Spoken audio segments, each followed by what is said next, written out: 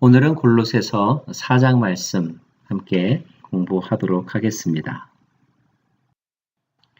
4장에서 이제 바울은 그의 서신을 마무리하면서 계속하여 그리스도인은 어떻게 살아야 되는지에 대해서 가르쳐주고 있는데요. 4장 1절 말씀에 이어서 기도를 계속하고 기도에 감사함으로 깨어 있으라고 말합니다. 기도를 강조합니다. 왜 기도를 강조할까요? 아내가, 남편이, 종과 상전이 그런 그리스도인의 삶을 완벽하게 살아가기란 결코 쉽지 않기 때문입니다. 우리가 그만큼 연약하기 때문이죠. 그래서 그 일을 하고자 하면은 하나님의 도움이 필요하고 또 포기하지 않는 우리의 의지가 필요합니다. 기도는 우리로 하여금 우리가 나아갈 방향에 대해서 생각하게 하고 하나님과의 친밀한 관계를 유지시키므로 하나님으로부터 말미암는 능력과 은혜의 통로가 되는 거죠.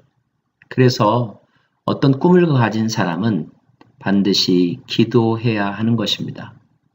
특별히 바울은 기도 가운데 감사함으로 깨어 있으라고 말합니다. 누군가가 그런 말을 하더라고요. 행복의 반대말은 불행이 아니라 불만이라고 말입니다. 하나님의 은혜를 경험하는 자는 또 하나님을 신뢰하는 자는 자족할 줄 압니다. 그리고 소망 중에 기다릴 줄 압니다. 그래서 입술로 범죄하지 않죠. 불평을 다스릴 수 있습니다. 비록 내가 생각한 수준의 어떤 것이 내 스케줄대로 그 시간에 이루어지지 않는다 할지라도 그리스도인은 기도 가운데 감사를 드리면서 하나님의 때를 기다릴 줄 아는 것입니다. 또한 사도 바울은 자신을 위한 기도 부탁을 하고 있습니다. 그 기도의 부탁이 무엇일까요? 그것은 복음 전도할 수 있는 기회를 열어달라. 그리스도의 비밀을 말할 수 있는 기회를 어디에서든지 갖게 해달라 이렇게 부탁하고 있습니다. 감옥에 있을지라도 병원에 있을지라도 여행 중에 비행기 안이나 기차 안에 있을지라도 때를 얻든지 못 얻든지 그 자리에서 만나는 사람과 그 상황 속에서 그리스도의 비밀을 말할 수 있는 그런 사람이 되게 해달라고. 그런 정도의 사람이 되려면 어떤 상황이 전제되어야 할까요? 네, 그렇습니다. 늘 그리스도로 충만해 있어야 합니다. 누군가에게 복음을 전해야 되는데, 잠깐만요. 집에 와서 좀 이렇게 전도지 좀 가져올게요. 이렇게 말할 수 없는 거죠. 언제 어디에서 어떤 상황이 닥쳐도 내가 입을 열어서 하나님의 은혜와 또 하나님의 비밀을 말할 수 있는 영적인 기본기를 갖추는 것 중요하지 않겠습니까? 자, 그것을 위해서 기도해 달라는 것이고 그럴 때 바울은 때에 적합하게 그리스도의 비밀을 전할 수 있게 될 것이다. 그런 전도자가 되게 해달라고 기도 부탁하고 있는 것입니다. 나아가서 외부 사람들에 대해서는 지혜롭게 행하여 세월을 아끼라고 말하고 있습니다. 세월을 아낀다는 말은 그 사람에게 주어진 기회를 놓치지 말고 잘 선용하라 이런 말입니다. 시간을 낭비하지 말라. 가장 먼저 낭비하지 말아야 할 것은 어떤 상황에서든지 복음 전할 수 있는 그 기회를 놓치지 말라 이런 뜻이고요. 또 개인의 인생 관리에 있어서도 마찬가지죠.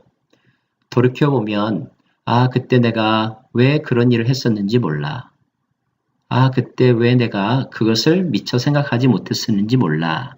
이런 말들을 하는데 그것은 기회를 놓친 것에 대한 탄식이죠. 즉 세월을 낭비한 것입니다. 그렇게 하지 말라는 것입니다. 특별히 다른 사람들과 만날 때, 다른 사람들과 함께 교제할 때 지혜를 잊지 말아라. 전도에 대해서 특별히 주시는 말씀입니다. 너희 말을 항상 은혜 가운데서 소금으로 맛을 냄과 같이 하라. 그리하면 각 사람에게 마땅히 대답할 것을 알리라. 여기에서의 말은 그러므로 단지 어떤 스피치 커뮤니케이션을 말하는 것이 아니라요. 예, 복음을 전할 때 그 복음 전하는 그 말을 때에 적합하게 꼭 필요한 말들, 아름다운 말, 부드러운 말, 사랑의 말로 하여라. 그래서 복음을 전하는 데 실패가 없게 하여라. 여기에 1차적인 의미가 담겨져 있습니다. 그리고 이제 서신서는 인사와 권면으로 마무리되어집니다. 등장하는 사람들이 있습니다. 두기고라고 하는 사람이 등장합니다. 바울은 두기고가 사랑받는 현재요 신실한 일꾼이라고 말하고 있습니다. 오네시모를 말합니다. 오네시모는 노예 출신이었죠. 빌레몬을 벗어나서 로마에 왔던 사람입니다. 이 오네시모가 바울을 만난 것이 얼마나 복인지요. 그리고 오네시모는 다시 빌레몬에게로 되돌려 보내집니다. 하지만 바울은 빌레몬에게 보내는 편지, 즉 빌레몬서를 통하여서 빌레몬이 오네시모를 형제로 맞이해 달라고 그렇게 권면하고 있습니다.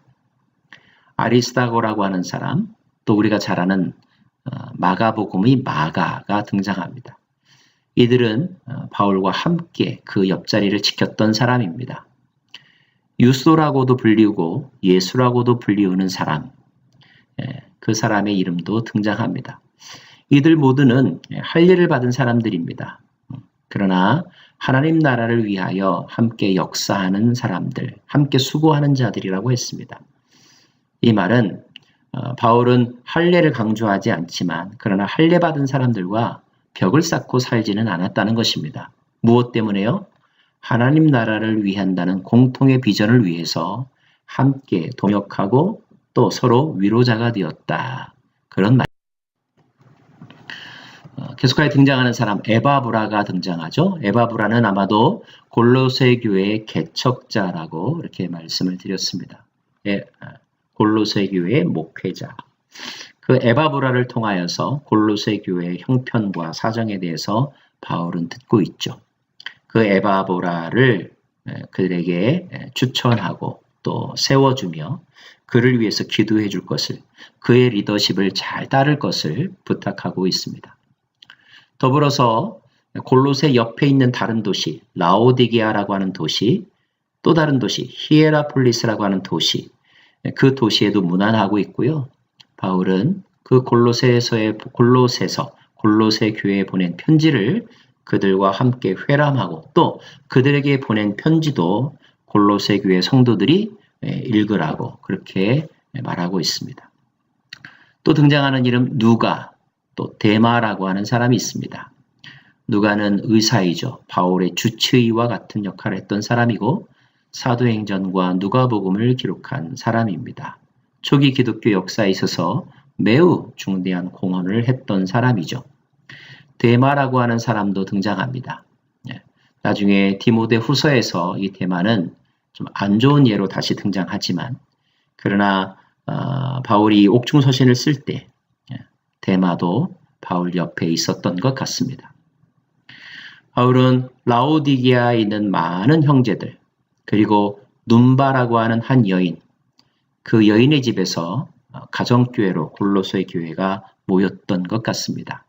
골로새 교회 성도들이 모였던 것 같습니다.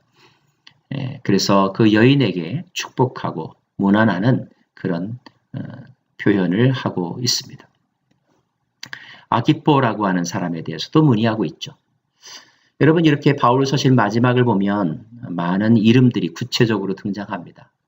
저는 그런 장면들을 읽을 때마다 바울의 그 기억력, 기억한다는 것은 소중히 여긴다는 거겠죠. 소중히 여긴다는 것은 사랑하고 있다는 뜻이고 계속하여 관계를 맺고 있다는 뜻이기도 합니다.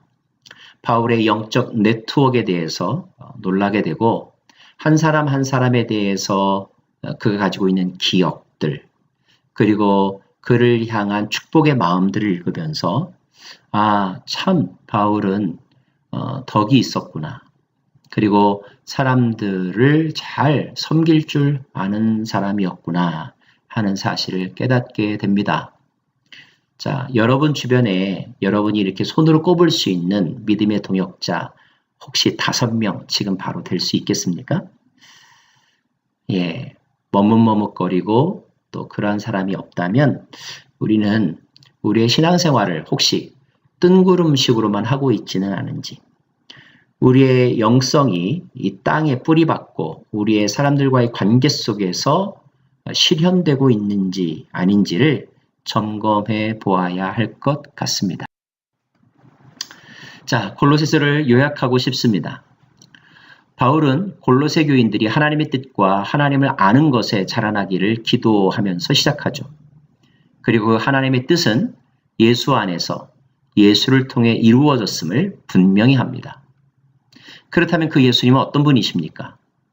그 예수님은 특별히 골로새서에서 보이지 않는 하나님의 형상이라고, 만물의 기원, 즉 시작이라고, 그리고 그 만물을 통치하시는 분이라고 설명되어 있습니다. 더불어서 그분은 교회의 머리이십니다. 교회는 그분의 몸이죠. 즉 뗄래야 뗄 수 없는 아주 불가결한, 필수 불가결한 관계를 맺고 있다는 것입니다. 주님은 또한 만유 안에 계십니다. 그리고 모든 것의 본질, 몸체이신 분, 그분이 바로 예수님이십니다.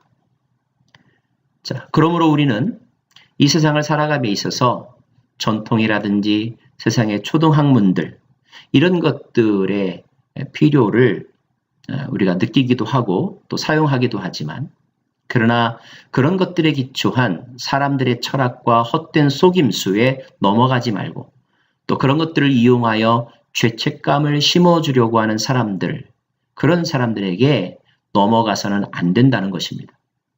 그런 것들은 그림자일 뿐 본질이 아니기 때문입니다. 그러므로 모든 성도들은 그리스도인이라면 가장 중요한 것, 가장 본질적인 것, 가장 좋은 것, 위의 것, 바로 그것을 추구하며 살아야 합니다. 그 위의 것, 가장 좋은 것은 누구입니까?